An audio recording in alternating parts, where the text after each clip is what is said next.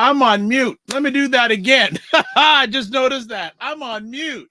There we go. So let's do it again. Great song by the Staple Singers, by the way. What is up, everybody? It's Dr. Vibe here, host and producer of the award-winning Dr. Vibe Show, the home of Epic Conversations, and I'm the host of Epic Conversations 2020 Best Podcast News Award winner, 2018 Innovation Award winner given out by the Canadian Ethnic Media Association. I also co-host and co-produce the only online show in the world for dads and fathers that's sponsored by Dove Men Plus Care. And I am a featured contributor of the Fly Nubian Queen Network, which is powered by Dr. Boyce and Dr. Alicia Watkins. And that is the place where the Black women have a voice. And their YouTube channel keeps on growing, 581,000 subscribers and growing. And also, I am a contributor, featured contributor on the Indie Soup Media OTT, over the top. I think that's what they call it, OTT. I think I'm just making it up along the way. Network, which is powered by Dr. Tachi, and Indie Soup Media is only been around for about 3 weeks now. Content creators network that's featured on YouTube, Roku, and Instagram. And that reach of that network is over 1 million people. I also sit on their advisory board, so double for your trouble. Here's the thing, Indie Soup Media, this is their handle. So we got that going. So before we go any further, I want to say we're broadcasting live on April 20th. April done, family. April done. Want to thank all the people who are watching live too, and on the replay, especially on the Fly Nubian Queen Network. Appreciate not taking for granted. So why don't I bring up the main reason why you're here? It's not me. It's this person. It's that person. It ain't I. It ain't I. Aisha K. Lala, what is going on, family? Hey, what's up? What's up? Feeling good. Well, of course you're feeling good. Yeah, I kind of had a great whirlwind. I mean, it's a dream come true. So we went to Portugal, we went to Spain, and we went to Morocco. And we recorded pieces of 2 new songs to grab onto the whole idea of our Globetrotter project, which wherever country we go, we try to record a piece of music. So Globetrotter A and Globetrotter B, we've already been to many continents, but we've really created something wonderful to hook to also other musicians around the world. And it's nothing like it. I can honestly say that I am very happy to say that I have sang in those countries and had beautiful responses to it. How was it touring with your hubby again? Oh, we had so much fun, guys. We saw stuff that was like crazy. We were in Morocco and there was sheep everywhere, sheep and donkeys and camels, and we were riding down the road. I kid you not, we were riding coming back to go to Spain. And there's this flatbed truck in front of us. And we're like, oh, let's just get around it. And all of a sudden, this camel's head pops up out of the back. And he's looking around like, where is he? We had so much fun. So much fun. I lost my voice because of the weather down there. So I'm just getting it back. So if I crack tonight, guys, just bear with me. I thought you lost it there for a second. When you went back like this and I heard nothing, did she lose her voice? See, again, I thought you lose your voice. So how much of this is documented? Because there's got to be a little mini documentary coming out. It is. We have so much footage. And I actually sent some to Aisha. But Aisha, we got more. Hubby was like, here's some more. Let's put some more in there. So, and we actually, speaking of traveling, tomorrow is the anniversary of Prince getting his wings. I don't celebrate death days. I just don't, but I want to honor him. But we did do our song that we did with Jill. Jill honored us to perform on Doves, and also We Thank You. And so we performed that, and a lot of people were really happy to hear that, and people still, love him. All right. Aisha K. Staggers, it's been a melancholy time for you recently. Yeah. Well, the week was an odd week. All week I felt like something wasn't right. And then yesterday, as I was going into an appointment, I learned that something wasn't right. So we're gonna do a tribute to her at the end. But Mandisa, I knew her as Mandisa Lynn Hundley. Just finding out that she passed away, it was hard because it's my sister back from Fisk days, and she loved Whitney Houston, and she and Whitney Houston both died at the same age. Oh, wow. It's also hard, but we called her Stardisa. She called me Robin. Wow. And yeah, so it was that kind of week, keeping track of the news, and then having some of your worst feelings and thoughts come to fruition. Okay. Understood. Well, condolences to you, their family, and all their loved ones during this very challenging time. The family is here. So, of course, you know who's in first. Jen Myers. Hey, Jen Hi, Myers. Jen. FitNet's IQ Cam is in the house.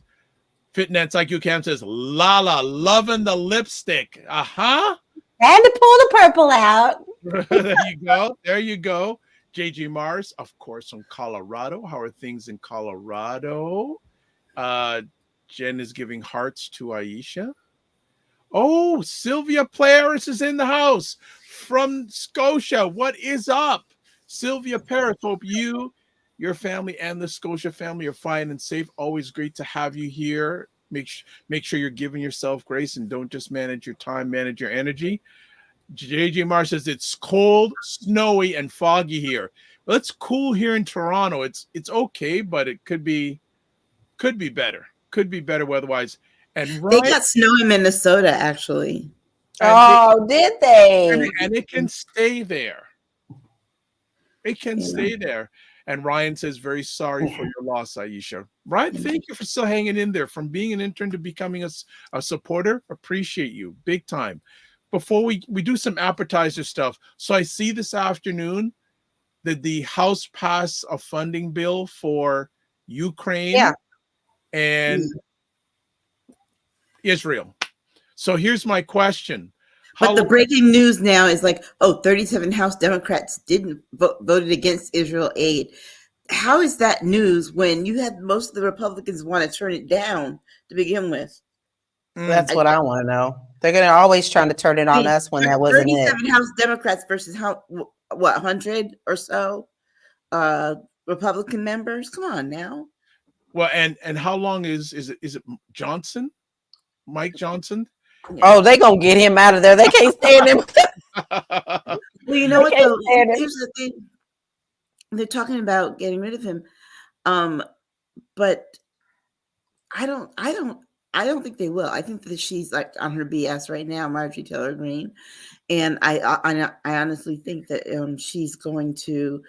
If she does, it's because she wants to be speaker.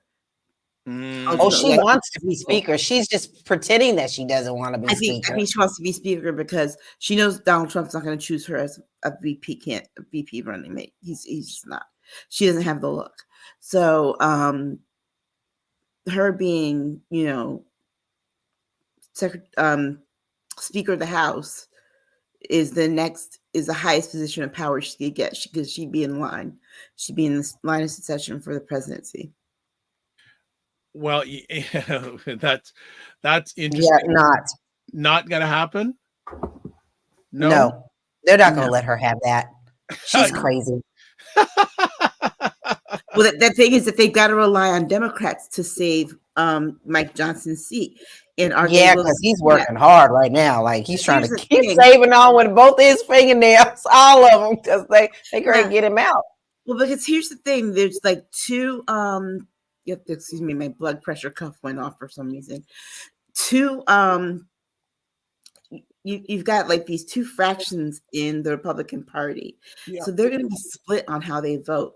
But Democrats also gained one seat, so Democrats are going. If they voted and stuck behind Hakeem Jeffries, all of them, guess who'd be the winner? We got all sorts of shenanigans going on. Like it's like a whirlwind, a tornado going on in our government right now. You don't know where to look. Nothing, never changes. Never changes. Well, you know what? Could have been Marjorie over there behind on that flatbed with that camel self. It could have been her. Maybe she's trying to cause problems in Morocco. OMG. Just saying. No, I'm not saying. I'm just saying. I'm not saying. I'm just saying. Right? One of those lines. But he seems to be on like pins and needles every movie makes with the fellow Republicans. But here's the thing, though, Dr. Vibe. They set this precedent of getting rid of speakers like they're water drops. Yeah. This is all they're doing. And Kevin McCarthy allowed it. Kevin McCarthy allowed it because he wanted to be speaker so bad. It's like that was the compromise he made. That's a dumb compromise. So basically, you can just wake up on the wrong side of the bed and blowing. All right. So Sylvia Paris, love it. Yes, I love it when you can we love to catch it live and spread the news out, especially on the East Coast. And JG Mars says Marjorie Taylor Greene is not too bright. She's not that far above the local moron here in Colorado, Lauren Boebert. I know it. They run together. It's sad because when you rank the two, Marjorie Taylor Greene ranks just above Lauren Boebert. And Lauren is really holding on for her dear self too, trying to run for different areas to keep herself inside because don't nobody want her anymore. She keeps moving around, changing districts. Yeah, it's like this isn't alphabet soup here. You don't get to jump around in the bowl and pick the letters you want until you get what you want. No, that's right. Man. And Regina, I'm out in the sticks with reception. We'll watch replay. Welcome back, Lala. No problem. You catch what you can, Regina. No problem. But yeah, that's. I'm just going. Wow, like they recycle new leaders on. I'm surprised he's lasted this long. Yeah, me too. I really am shocked because they didn't like him from the get-go. See, remember Marjorie Taylor tried to she threatened to introduce those things as soon as he was sworn in. Yep, sure did. She couldn't even wait. My man didn't even take his hand off the Bible before she was ready. That's too much. That's appropriately her because remember, she had articles of impeachment for Joe Biden ready before she even took office. She sure did. Wow. She is so sickening. She just makes me sick to my stomach. I literally cannot look at this woman. It's crazy. That's what happens when you let crazy and deranged in Congress. Yep. Well, we need to get them all up out of there. Already crazy and deranged. She's at home. It's the asylum. Yes. There you go, Aisha. That's perfect. OMG. Anything else we want to talk about in the appetizers before we get to main course? We good?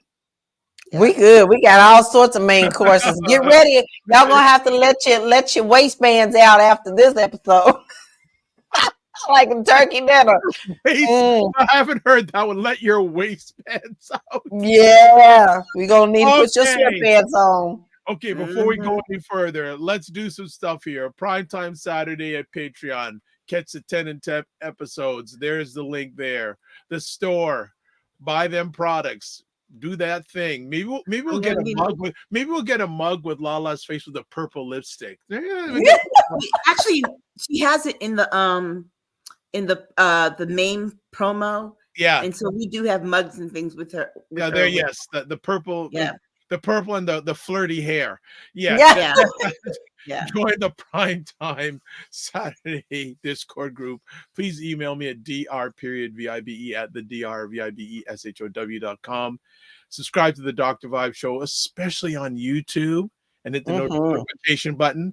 And then follow me on Facebook, LinkedIn, and Instagram. And then if you want to advertise your business, product, or service on the platform, please email me dr.vibe@thedrvibeshow.com.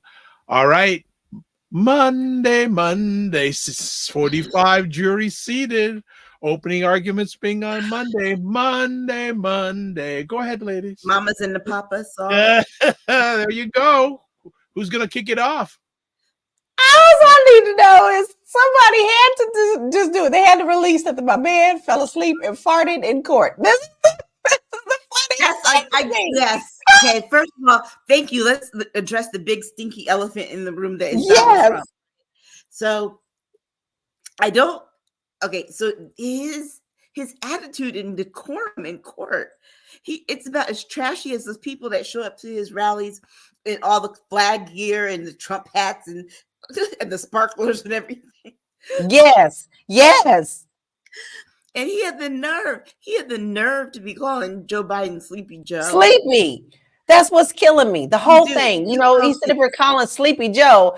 And you falling asleep in court. You are on trial, dude. You can't even keep yourself open. But Lala, as much true crime and stuff as we watch, you know, every time on 48 hours, when they get the person that they know is guilty, what's the first thing they want to do when they get in the interrogation room? Sleep. Right. All the guilty ones want to sleep every time. Every time. You'll start, you know, if you haven't noticed yet, start watching those shows and you'll better start watching. When they get cornered and it's over, they start falling, they won't be like, they fall asleep. They try to fall asleep on the table or whatever. But they sure do. But I think, guys, out of all the stuff that's going on with him right now, and he can't keep up, I am absolutely ecstatic. I am here for it. I want a t-shirt with this judge's picture on it because he is not letting him get away with nothing. Yeah. First, he tried to squirm out because of Barron's graduation. No, sir, you need to be here. I'm going to arrest you. Then he said, well, I can't be here because I need to go to another case. No, sir, I'm going to arrest you. He threatened a witness. He threatened a jury person was talking loud and pointing at her, and he was like, no, sir. We're not having this there. I will arrest you. So I'm like, I am here for you. I am finally glad to see. Told him to sit down. So did. I'm like, finally, I am here. Have a seat. I'm so happy that we are seeing this. And if rumors are true, and you know, usually they do, a lot of the stuff is true. He is not happy with all these memes that are coming out about him and all this stuff. You sit up there calling people out, and now look at you. You are really showing your real character now. And so this weekend he's out on the campaign trail again. I don't know what his numbers are, but if anybody at all is following him, all y'all know they all need to go to the Cuckoo House. No, because those campaign rallies are the campaign rallies, the numbers are going down. Yeah. Because they see that's, you know, even that's a little too kooky for them. But, you know, and there's just been bad news all around for him. Like he's probably not going to be able to get out of the January 6th stuff that people are calling on him. And, you know, I'm pretty sure Melania ain't having nothing of him. So, I mean, from what I hear, she ain't really on board. Actually, I read a report that she's going to be going on the campaign trail for him. Well, she has to. She made some money. Yeah. Money. Maybe money. He can't. He has to be in court every day. Let me ask. Somebody has to. Interesting little related story. The other night, do both you know who Stephen A. Smith is? Mm-hmm. Yes. Okay, he was on. He was on Hannity. And he was. Yes. Oh boy. I think that's like the second time he's done this, though. He did it before. And he was basically saying that Black Americans sympathize for 45 because when 45 says he's been unjustly handled by the judicial system, Black Americans can relate to that. What do you think about that commentary? Bro, sit down. No, that's like that thing if somebody says, well, we feel this way. Who's we? Who's this we? Yeah, who's we? Which we are you talking about? Because it ain't me. Who are these Black folks you talking about? And they're showing the ones that he accused of in the park. Now one of them is sitting pretty in politics too. No, sir. That's not me. That's the same people who he paid at Chick-fil-A talking about they support him. Is he talking about what is it? The cast of that, is he talking about the cast of that movie? What the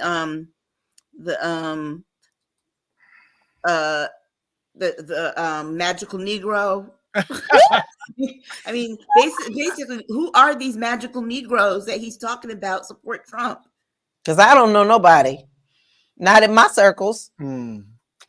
So did either of you think that this was going to become a reality? Like it's actually gonna happen on Monday? I'm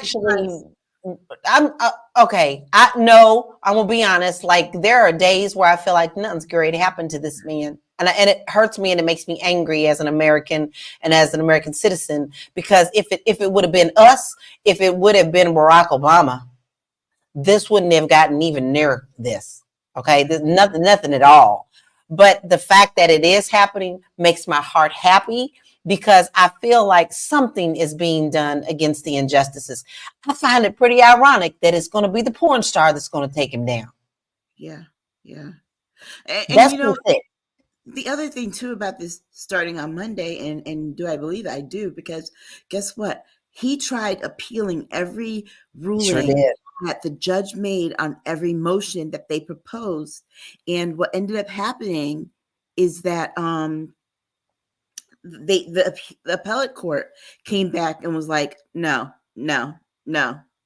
So his last ditch effort didn't work. So he has to go to court. They're going to do opening arguments on Monday. Or they call them opening statements on Monday. So you're going to hear the prosecution lay out their case. You're going to hear the defense lay out their case, and then we're going to get to see the witnesses and the evidence. But on Tuesday, remember, there's another hearing on Tuesday in this same case, because after the gag order that was placed on him, Trump violated it 7 times when they made when the DA made the first request, like, hey, we need to do something about this. And then another 3 times after that. He does not know when to shut up, but I think he's met his match at this judge.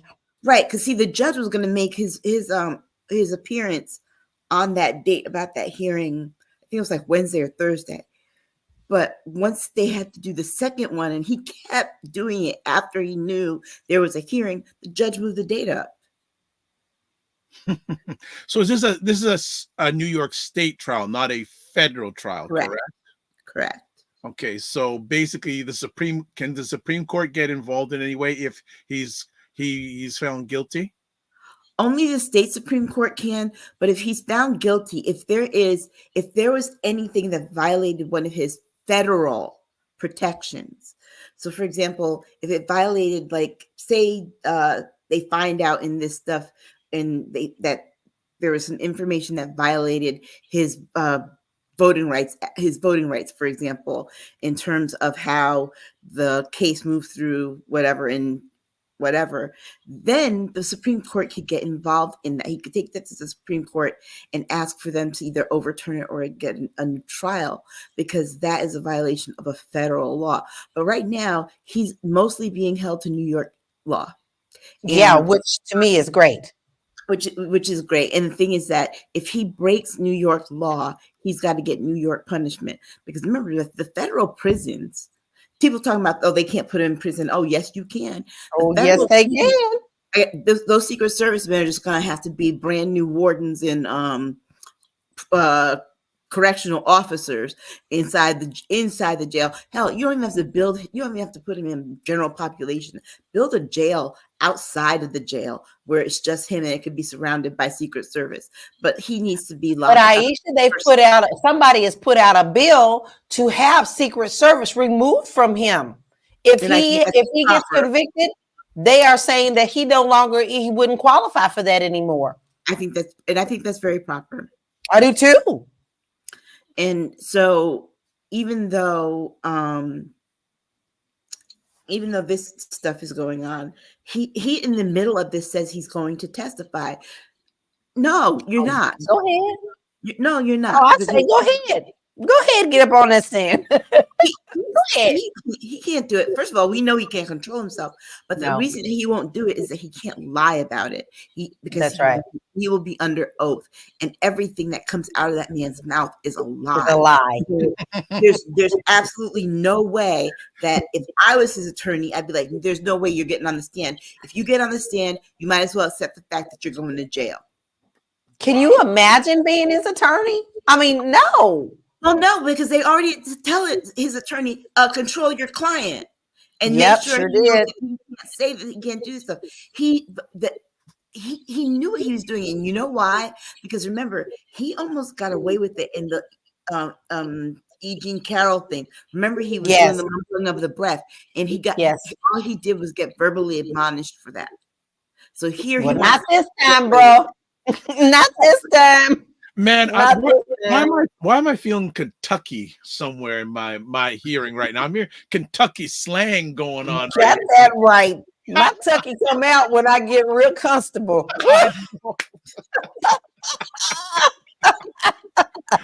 But here's I'm another. here for it. But here's another thing. How can you pick an impartial jury? Like who? Well, here's the thing. That's like the jury that had to sit in here. Michael Jackson's case. How do you pick an impartial jury? Well, because first of all, you establish the fact that everybody knows who this guy is. Period. Yeah. Especially if you're a New Yorker, which all these people are. Yeah, all these people are. So you establish the fact that everybody knows who he is. Then you start to like they did those 49 questions, they started to ask them things about what they thought about him because they established the fact that everybody knew him. Not only as a New Yorker, he was president for 4 years. So yeah. So it's kind of hard not to know who he is. Right. So everybody knows him. So tweeting every 5 seconds. Right. So the questions that they asked from that on was really to measure the degree of loyalty to him or hatred for him. And anyone who kind of fell in the middle is pretty much what they got. I think that the people who said that they couldn't be partial were honest. I do too. I really feel like people answered honestly. And I really love that. I love that people really answered honestly about them being on the. And then the one lady who was like, "Look, I can't do this. Y'all the media done already let out my name. I don't want people knowing I'm on this case." So I appreciate the fact that people were being very honest. Yeah, and there was one man that was interviewed by an NBC reporter, and he said, "No, I had to tell them I can't do it because he's like." I spend all my time satirizing Donald Trump on my social media. So of course I couldn't be impartial. So I think that people are more honest than what we give them credit for in these things, in these respects. Because remember, the other part of it too is that jurors can also be held accountable. Yes, they can. Jurors can break laws. Jurors can go to prison. Yes. Yeah. So I think that also kept people honest. And, I applaud those two people who were like, yeah, I can't do this because, they gave enough information out there so people know who I am. They were giving out current employer, former employer, where they're from, what they do, and educational background. And it's like, oh, wow, you just gave anybody and everything all they need to just Google this person. It's quite disgusting, and I don't think it should be allowed. And to be honest, I think the publication should be punished for that. This is our system. This should not be allowed. Yeah, and it was Fox News people that did that. And here's the one thing that I think might actually save people who are testifying is that I don't think this judge is going to play. No, I don't think so either. I think on Tuesday, he's going to put something in place. I don't think he's going to play. And I think that it will protect the witnesses. That's one thing. The second thing is I agree with the prosecution. They should not be able to give the witness list in advance to those people because they will show it to that person and that person will have the information out in the public. And so the fact that they were like, they get it the night before, at 11 p.m. So, they might argue we don't have time to prepare. Well, guess what? They took that to the appellate court said no. So at this point, he just has to, own up to it. And it's going to be interesting to see what the witness list is after, because guess what? We won't even know. So it'll be interesting to see. And aren't they getting ready to do backups? Make sure that they have backups. Oh, they have all of them seated and sworn in. Oh, they got them all seated. They've got their. I thought that was going to happen on Monday. I'm The behind. judge wasn't playing. He wrapped that up yesterday. He said he ain't got time to fool with this man. He ain't got time to fool with this man. Like, I'm not spending my whole summer in this courtroom with this orange mess. No. Mhm. So we're going to see Michael Cohen again. Yeah. No, yeah. But here's the thing. People talk about his credibility and whatever. Guess what? Criminals lie. Yes, they do. Have you known a criminal to tell the truth? There you go. Criminals lie. So guess what? He was held accountable for his crime. So now that we established that fact, and the defense comes out with what they guess what? Criminals lie. Your client is a criminal. Yeah. Of course he's going to tell the truth. Of course he's going to tell lies about Michael Cohen. But the problem here is that, remember, the burden of proof lies in the prosecution. So they will establish the fact that Michael Cohen has been arrested, has served time for certain things, like the things that he violated, and that he was dishonest at first. Yeah, they won't go unnoticed. Right. But here's the other thing, is that the reason that you can trust what he says is because we've got paperwork, video, audio that supports everything that he's saying, so that it's not a lie. And so I think that is the saving grace. What he's really worried about what Stormy Daniels will say. And I can't wait for her to get on the stand. And the reason but the reason that he's afraid, it has absolutely nothing to do with her outing what he did and how it affects the public. He's worried about what she's going to say about his size and his stamina, because already she said that it was like a stack of dimes. Oh my gosh. And people laughed, and she, afterwards, when she came out, she started putting things out like that. So he's worried about that being written into the record. She's a force to be reckoned with. And becoming the She's news not afraid story. of him. Yeah. Well, she has nothing to lose. Well, no. Hold on. You know what? You never know with allies of 45. I'll just leave it at that. But true, but you know what? She got the dime on a lot of people, and they all should be shaking in their boots. Yeah. And the other thing is that, remember, Trump likes to portray himself as being strong and virile and manly, and she can take his manhood like that. 2 snaps. Reminds me of the In Living Color. Thank you. That's what I thought about. Yes. Snaps. Yes. What was that? What was the skit? What was that reoccurring skit? It was like Men on Film. That was one of the best skits, I swear. Half the things that we grew up and loved would not be allowed today. I know. Absolutely. April Watson says, "Rest to the man that set himself on fire." Yeah. I don't understand. I followed his story, but I'm not sure that these two things are connected. He was really mentally unstable. Yeah. He did throw flyers up in the air.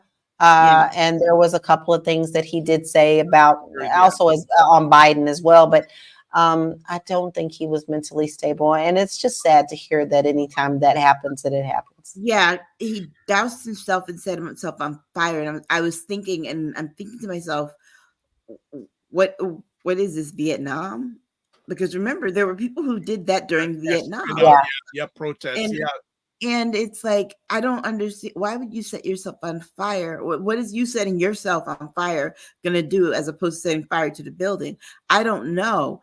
And I feel really bad for him because there was mental illness there. And it did delay things for the day. The thing that I'm thankful for, though, and may he rest in peace, is that it didn't delay everything. They took care of business, got him to the hospital, and then they went back to the court and said, you can proceed.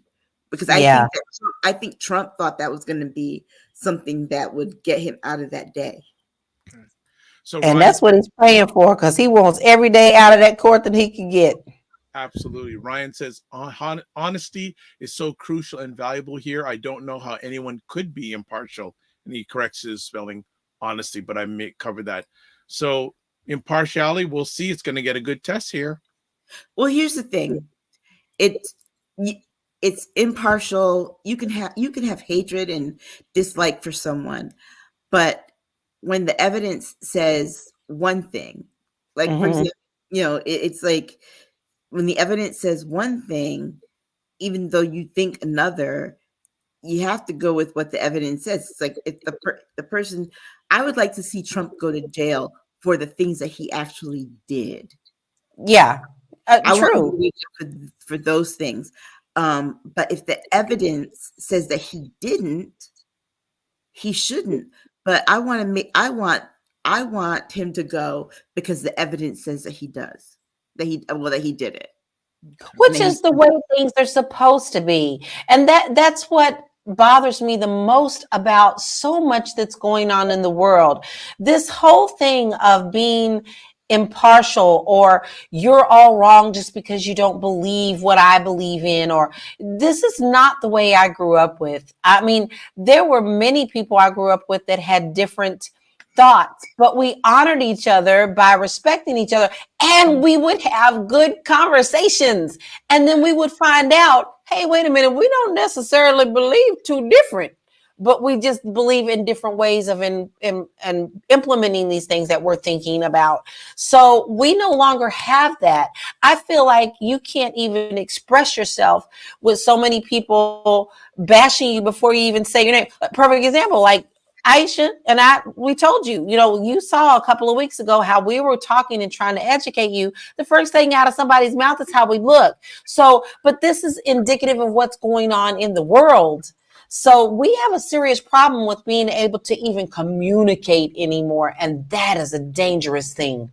Well, we also have to blame the technology too. And remember, this has a lot to do with this case because they're going to abuse technology to spread misinformation and disinformation. Of course. And the fact that, you have a whole generation, actually 2 whole generations in this country who really don't know life without a cell phone. Yeah.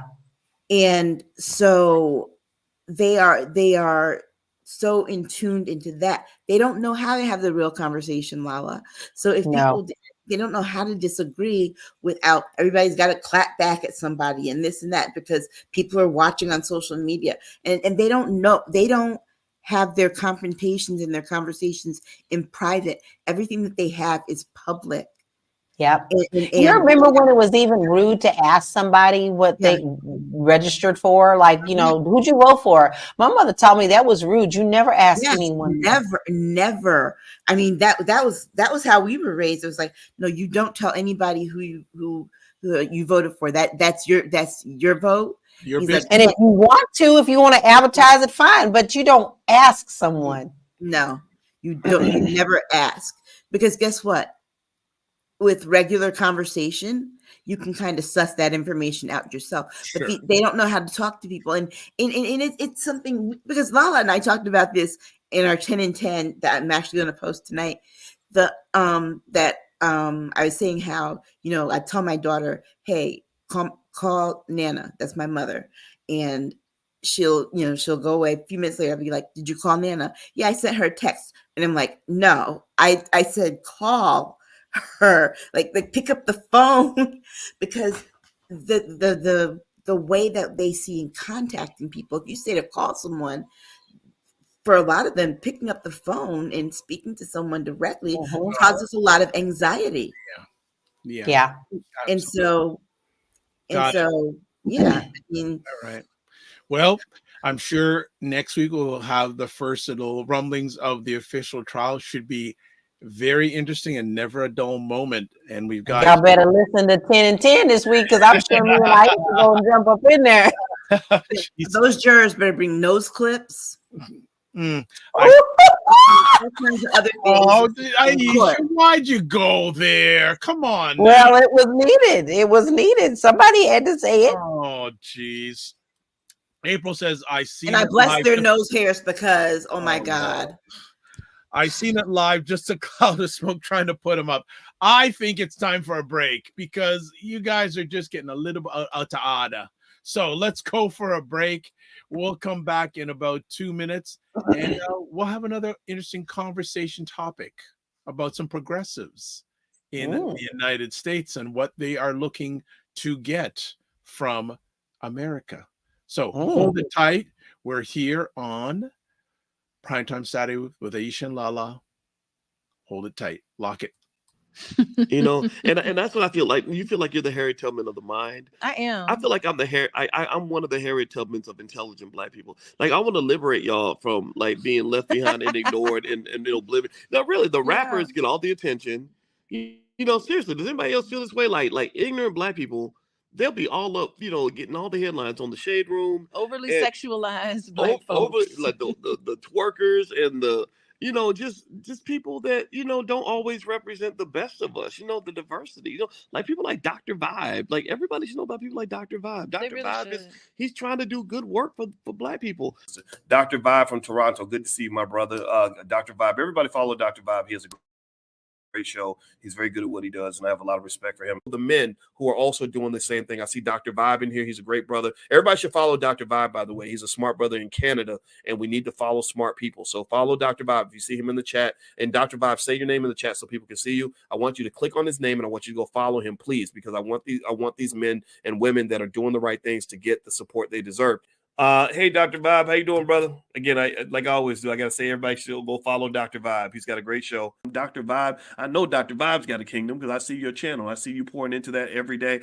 Everybody should follow Dr. Vibe, by the way. Look him up, Dr. Vibe, V-I-B-E. He's a great friend of me and my wife, and I love this guy. Okay, so let me hop into this. What's up, Dr. Vibe? How you doing? Everybody, if you see Dr. Vibe in the chat, everybody go follow the Dr. Vibe show.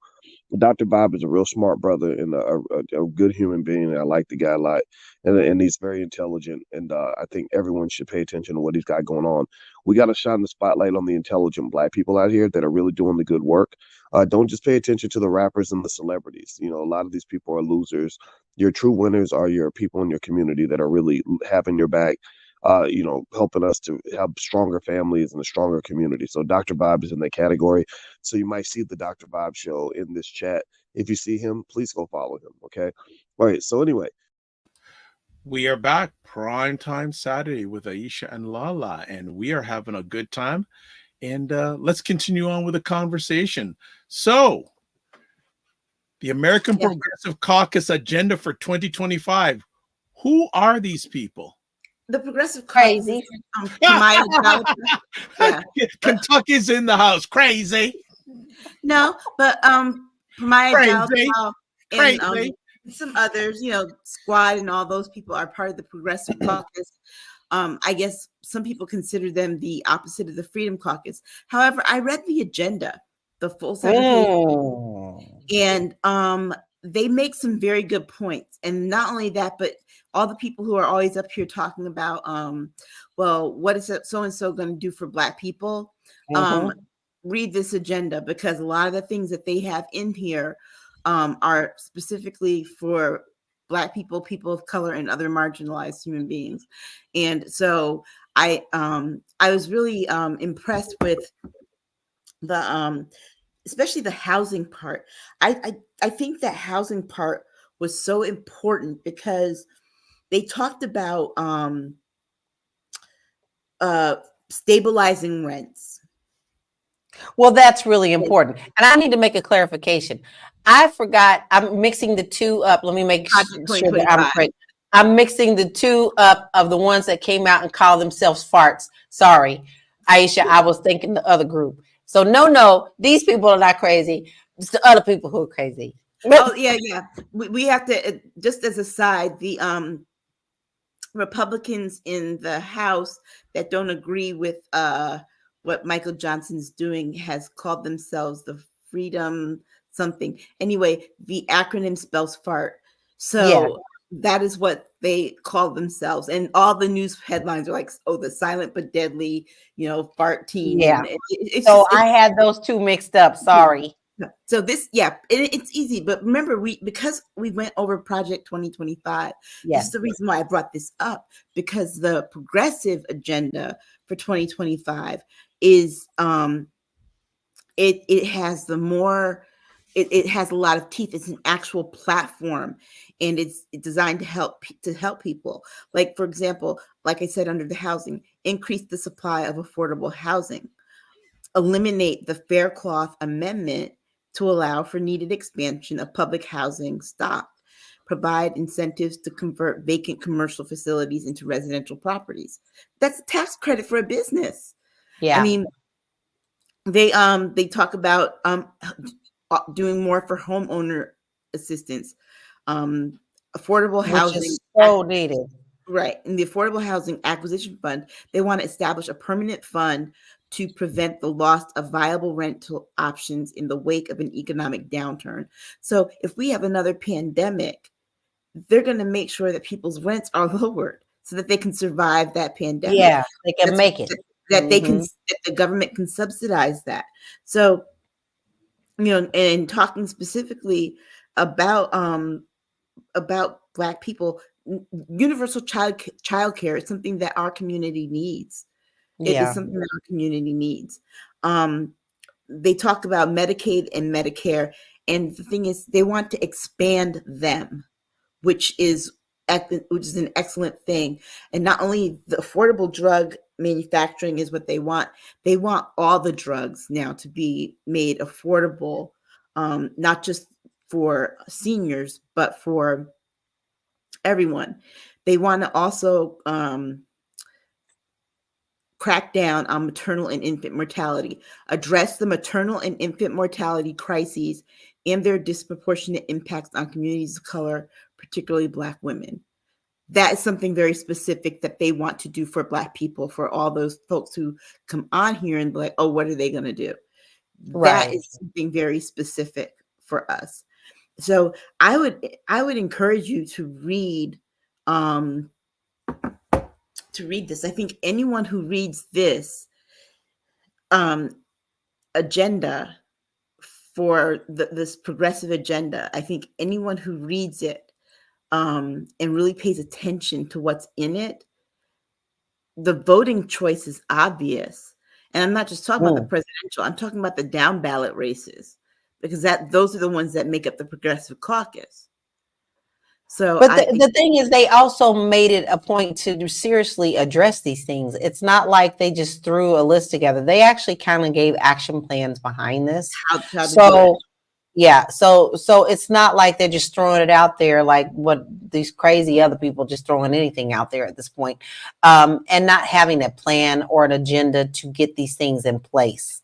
Right. Literally, this other group that we were talking about, the FARC, it sounds like a joke, but we're saying the FARC thing, but it's truly a group. Yeah. Are there just to be disruptors and to really not have any kind of plan whatsoever, because we all know the GOP has no plan at all right now. Right. So, and that was a choice. Remember, somebody said, well, what is your platform going to be? And they're like, we don't have one. Yep, sure did. Just said that straight out front. How's that for disruption? Well, just before we go on with this conversation, a visitor has come back. Let me just pull it up. Look who's back in the house. Look who's back in the house. Someone named Michelle Hayward is back. Hey, Michelle. Hey, girl. Hey. Michelle says, hey, y'all. She's going, hey, y'all. And she also says, this may be looked at as socialism. Your thoughts? You know what? When did they make that a bad word? I think unless people read it, they'll hear, oh, it's socialist, it's socialist, it's socialist. I don't understand what's socialist about capping the cost of medications. Yeah, God knows. When we're the only country that pays what we do for healthcare out of pocket. It's really quite sad. Yeah. Yeah. Wait, and remember too, the Republicans are talking about the IRS. Guess what? That's in here too. Improve the IRS. provide free filing tools and pre-prepared returns to all Americans, protect and increase resources for the IRS to improve customer service, close the tax gap, and modernize its operations to better serve taxpayers. Everybody hates the IRS for the very reasons of the things that they want to fix, okay? Exactly. So I think that unless you actually sit and take time and read it, and then not only read it, but each point, take it and apply it to your life. Take it and say, well, see how it affects you or your loved ones. Right. If this happens, I can do X, Y, and Z, or so-and-so can do X, Y, and Z, or so-and-so will be protected from this.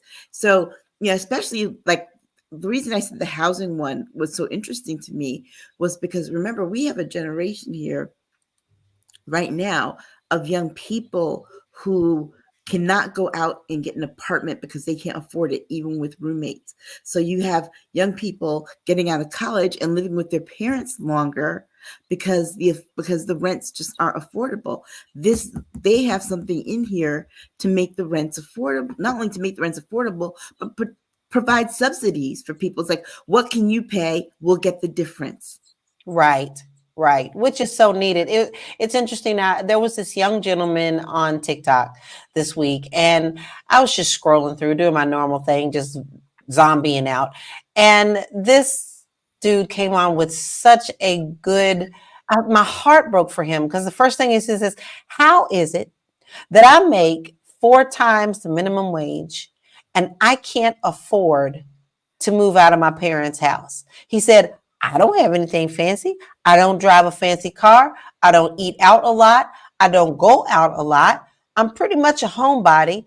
But by the time I pay my car payment, my gas payment, how can I afford $2,500 rent on a studio apartment and then be expected to pay for the utilities and anything else to feed myself or whatever? How am I supposed to do this? He was literally asking questions for real, not making a joke out of it. Or he's like, I want to be on my own. I do not want to be in my parents' home, but I can't afford it on what I make with 2 jobs, making 4 times more the minimum wage. And his point was right on the nail. Yeah. Someone had a TikTok video that was circulating where he was saying how you want to fix Congress. One of the things, first of all, let's cut out you having to fly to Congress and us having to pay for it. We have Zoom. You all can Zoom in your sessions, and also we have the technology that you can vote from home. I loved his analogy. I thought it was I loved perfect. it when he said that. Then he said, as far as their salary, they need to make the minimum wage of their state. For their state. That would be what they are paid. And he had some other things to do. He had 5 things, but those 2 stuck out to me because I bet, put it this way, we would have good people who mean well in Congress, who want to do the right thing, if they had to make the minimum wage of their state. That's right. As salary. Instead of getting paid by all these lobbyists. No extras, because guess what? The person that does that has heart and passion for the people. Well, just to interrupt for a second, Michelle says our local candidates matter so much. She goes, I need to read it because I want to know how it ties into the infrastructure law and the CHIPS Act. Yeah, both of those are mentioned in it. And then she goes, people read? When did that start again? Yeah. And then she also says, I see some Justice 40 in this Congressional Progressive Caucus Proposition Agenda Executive Summary. And again, I sent out 2 different messages to all the platforms. I sent out the long link first for the document, but then I resent it with a shorter link. So take a look at the post I put out there in the comments with the shorter link, and it'll take you right to that document. Continue on, ladies. But I suggest everyone read it. If what you need to do is you need to sit and read Project 2025, and then read this Progressive Caucus Agenda 2025, and make your decision on who you're going to vote for, because one of those is designed, everything in it that they have is designed to strip you of your freedoms. The other And one we is to don't try have to let you guess for which that one is. We did a whole show on that one. So if you don't have time to read it, which I hope you do, please go back and watch our show a couple of weeks ago because we truly broke it down for you. Yeah. And so, and even still, compare this conversation we're having about this agenda to that conversation we had about 2025 and make your vote. I think that there are some things in here that I really think that if he had the audacity to speak on them publicly and declare them things, Joe Biden would have no problem with the groups that he's struggling with right now, especially Why young, doesn't he get especially on young, this? especially young people. I think that they just released it, so I hope that his campaign people are like, no, you've got to start saying some of these things, because honestly, this progressive caucus agenda, it really speaks to young people. I can see it's the kind of stuff that, remember, young people liked that Bernie Sanders was talking about. They've got loan forgiveness in here, but they've got some other things about student loans and helping to reduce the cost of them, and whether or not you can be charged X, Y, and Z. Because guess what? If Joe Biden doesn't get to forgive everybody's loans, you got to remember, these loan companies, I can't tell you how many times my student loans were sold, and every time they're sold, oh God, you don't even know who owns them anymore. That interest gets put on you. You're paying the interest on what they sold, and so you're wondering, like, how am I ever going to get out this hole? Because they keep selling, and I keep getting back a backup of fees. And it's like, you know what, you can feel like you have half of your student loans paid, and then they sell it at the last minute, and you're back at the very beginning.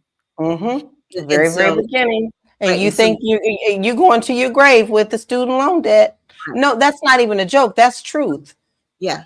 And so this Project 2025, you can look at how they have these things set, and you can really see what legislation could come from it. With Project 2025, there's no legislation that can come for it. That's one man saying, I want to go after everybody I hate. This here is a plan for how to make things more equitable. And a good plan. How to give people opportunities, and how to fix what's broken. I like to see them try to debate this, because honestly, it is a really good plan. Well, you can't debate something if you don't have a good plan in place.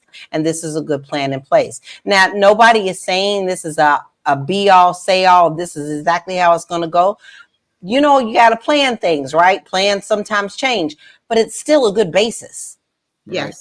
So Michelle says, when my sisters told me their student loan company was acquired, I screamed. And then also she says that student loan company was for the borrower. OMG, I told them to pay off their loans ASAP. Yeah. Because most of these companies are for the banks. They in their own business. It's like, remember there used to be Freddie Mac, Sally Mae, and I forgot the other female one. But Sally Mae swallowed up Freddie Mac. He didn't have a chance. Sure did. Okay. And then she took up the other one too. It is the last BITCH standing. And even she sells out from time to time to other companies. Yeah, that's what's scary. Wow. So your suggestion, everyone should read it. Yes. Okay. It's a must read. And Michelle, I think some people will. Just to say, some people still do read. Just want to make sure you realize. It's only 7 pages compared to the 900 pages that the Republicans wrote. How many? It's only 7. The Project 2025 is 900 pages. Yeah, we read that whole thing, both of us. And by the way, I think that maybe it was purposely for that long so people didn't want to go through the whole thing. Exactly, and find out what was what. All right, good stuff. Let's move to our next conversation piece. Sad story. Milwaukee man charged with dismembering Black woman after their date. What? Yeah, we talked about this on 10 and 10 this week, but it's really a sad case. And Aisha and I were discussing how hard it is, and how you have to be careful with who you're meeting online, dating apps. This young lady, 19 years old, um, was talking to a man who's 33 years old on the app. They met in a public place. Somehow they ended up moving away from the public place. He brutally murders her. He dismembers her. He burns her and burns the car.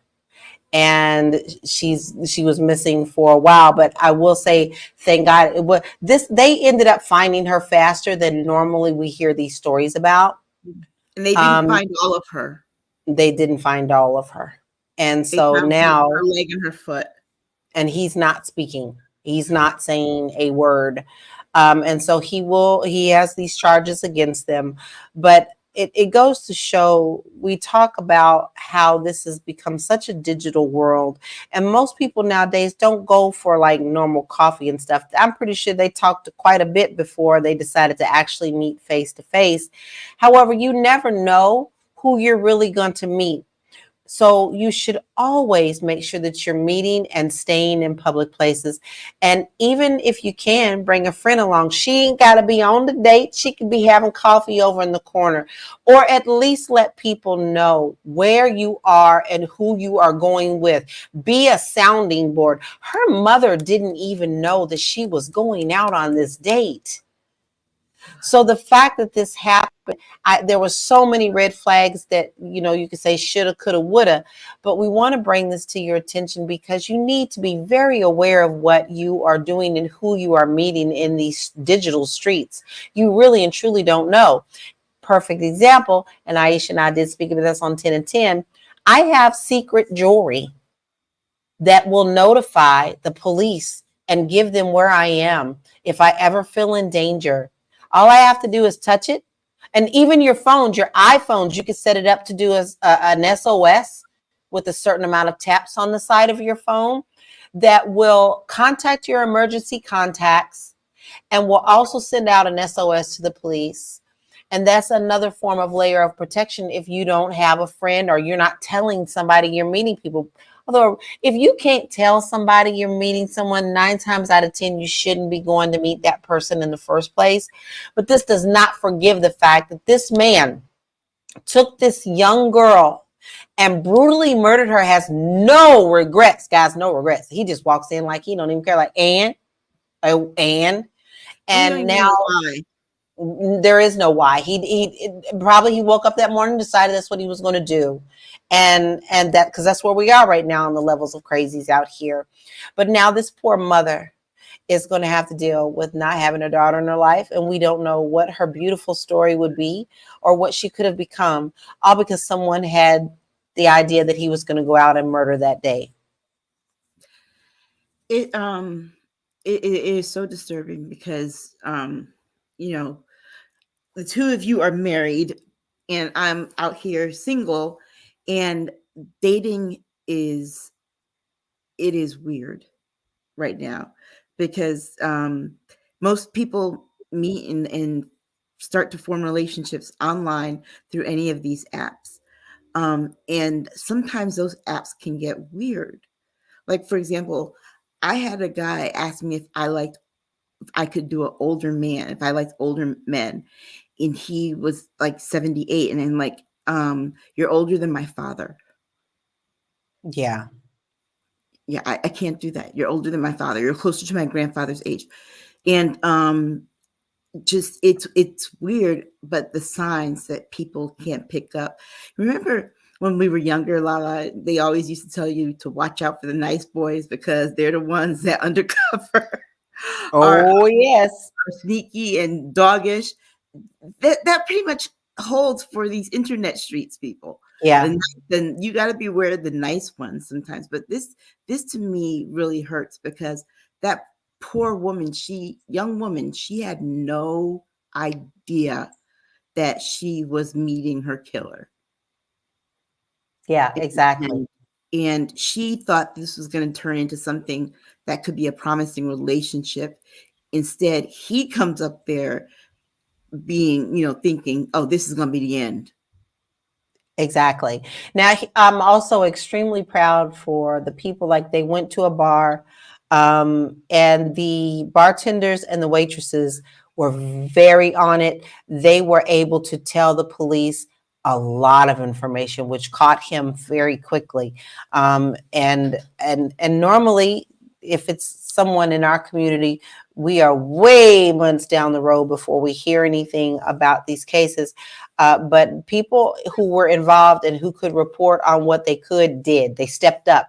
It was the perfect example of see something, say something, because they didn't take long to tell the police what they saw. Yeah, and I really hope they haven't introduced this and no one has said it, but I really hope that it didn't have a racial component to it. Right. Because on top of that tragedy, that would be even worse. So Right. Michelle says for a Black woman, they worked fast. Yes. They did. Says for the victim being a Black woman, they worked fast. Yeah. Ryan says, very true. There can never be too many precautions, even when you don't see any red flags at all. Fitness IQ Cam says, sad. And she also says, the word, Aisha, 70 what? Yeah, no thanks. 78. 78. I'm like, dude was a whole 30 years older than me. Wow. Be careful. Be careful. I'm trying.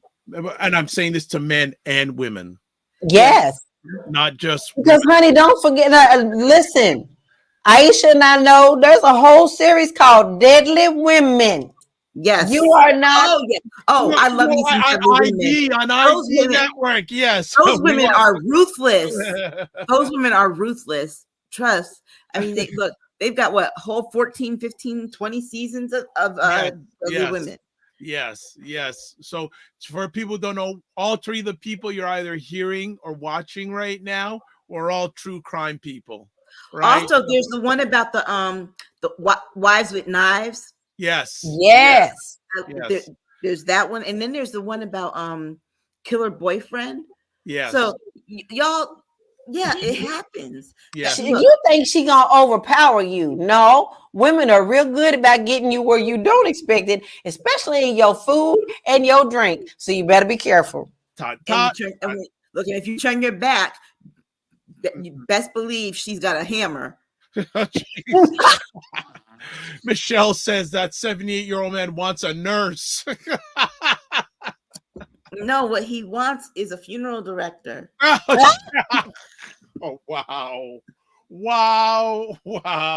A funeral director.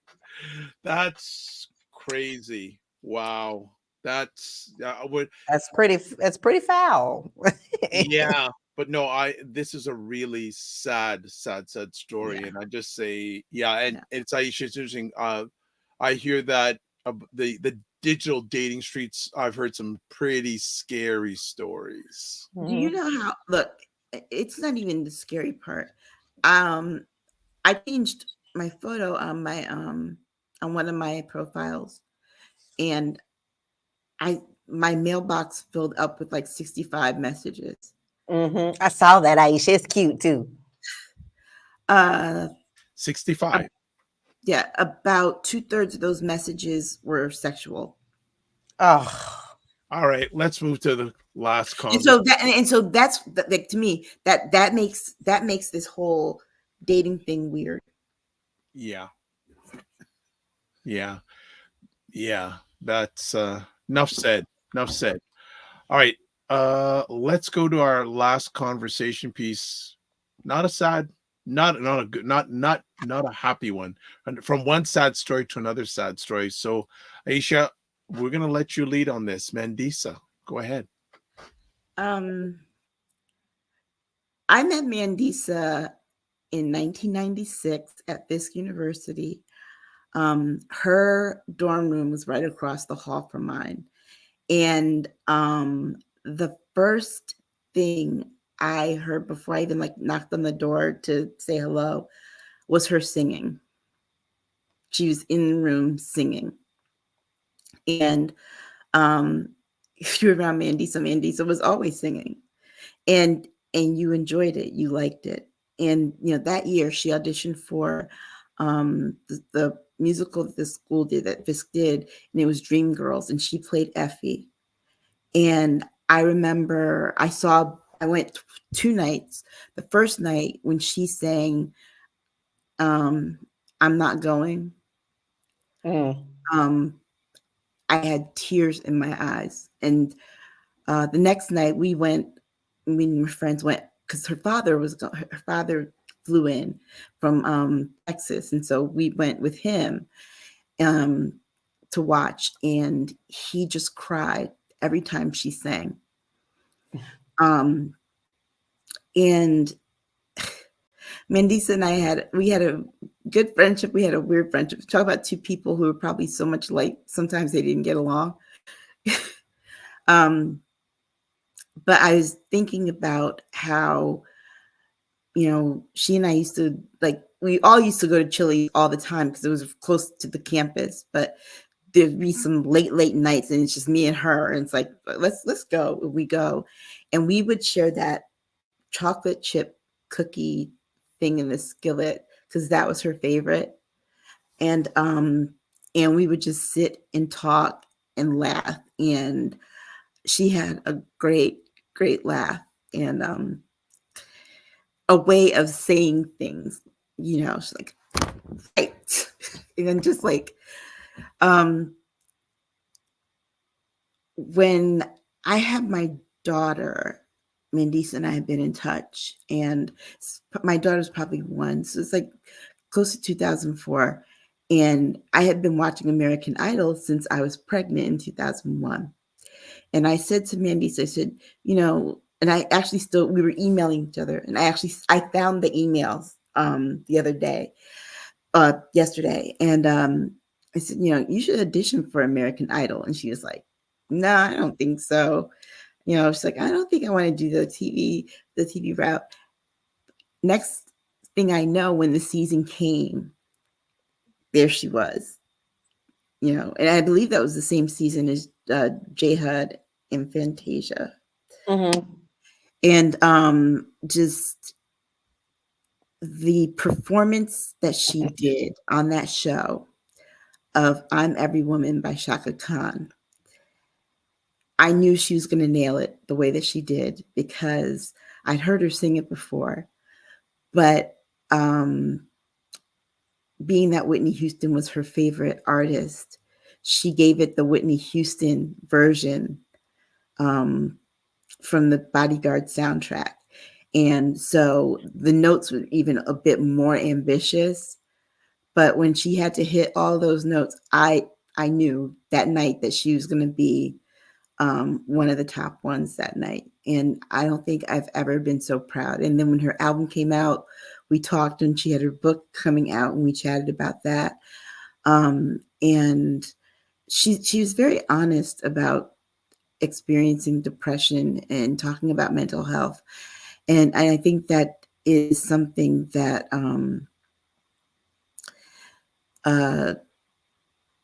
most artists and most creative people are never really honest about. Creative people, depression hits them hard. Mm-hmm. It really does. And there are days when, you feel like being creative, and then there are other days where it's like you don't feel like doing anything. You just want to be left alone. And she, but she, she had such deep faith in God and Jesus. And I think that is what kept her on the straight and narrow path through the music business. But she also found her niche because, back when I knew, when we were like coming through as young women, she wanted to be a superstar like Whitney Houston, right? But when she got her contract and she stayed in Nashville, she found her niche in contemporary Christian music. And she made some good music. And even when Robin Roberts came back from GMA, from her breast cancer recovery, she did an interview with Mandisa and said that her song Overcomer really helped her. And she was also a Fisk Jubilee singer, so she had that tradition as well. And we're always so proud of that. But I am devastated. All of us that lived on that wing, that C3 wing, are pretty much just numb. And she's the first one of our group to go. And last year we lost another friend, Shanka White Ducre, who was in the Elvis movie. She played Big Mama Thornton. She was found in her sleep last year. And those two are two of the best singers I know to come out of Fisk. And I miss my friend. I hear you. Yeah. Well, I know she's heard what you've just shared. And we just want to say again, condolences to you, and especially her and her family and the Fisk family. A real difficult time. She had such a beautiful smile, and she was always smiling, and even when it hurt. Got it. I think we will end the conversation with that. As always, want to say thank you, especially this week, to both ladies for taking time out of their positive, productive schedule to hang out with y'all. Since I see if I can get some Kentucky blue blood or purple blood. It's blue blood, Kentucky blue blood. But Lala's wearing purple, but blue blood into my veins. And so first things first, Flirty Hair, where can people get a hold of you? Well, guys, X let me back on, so I'm back on Zitter, Xylophone, Zitter, whatever it's called, and I'm also on Instagram, TikTok, and Facebook as Living the Lala. I look forward to seeing you there. Yes, and big shout out to Dr. Tachi last night for stepping in, big time.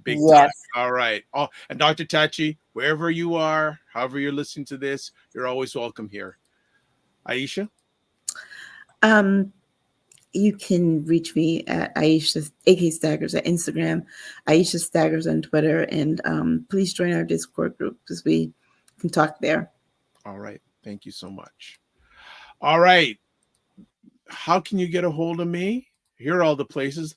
The Dr. Vibe Show website, the THEDRVIBESHOW.com, YouTube, Facebook, and LinkedIn, the Dr. Vibe Show, Instagram at the DRVIBESHOW.com, X/Twitter, because when my intern said, well, not everyone's used to X, may not know what X is yet. Okay, no problem.